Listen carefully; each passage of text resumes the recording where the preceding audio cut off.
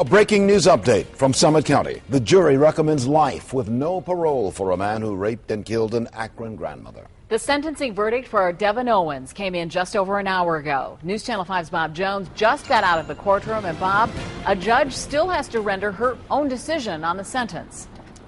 That's right, Lee, and that will happen 1 week from today on March 10th. And it was very clear that this jury struggled with this decision this afternoon.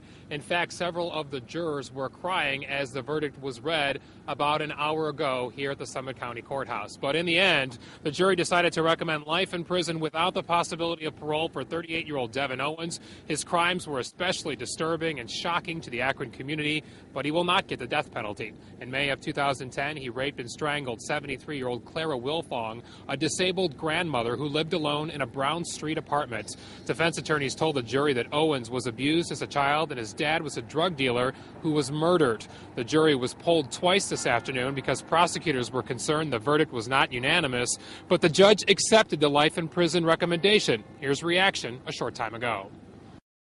Clearly, they wrestled with it, and that meant a lot to us, that they really thought about it. And there were some people who clearly wanted him to get the death penalty, but they had to follow the law, and that's what we asked them to do. We are satisfied with the jury's verdict. We understand what a tough job it is for them to come in and make this decision.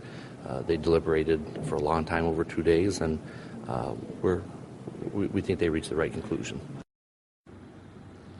Prosecutors talked with the jury a short time ago, and we learned that the initial vote was 10-2 for the death penalty, but we're told two of the jurors would not change their mind, and therefore it was life in prison without parole. The victim's family, a daughter, was in court today. She left the court. She was upset and did not want to comment. She wanted the death penalty. Live in Akron, Bob Jones, News Channel 5.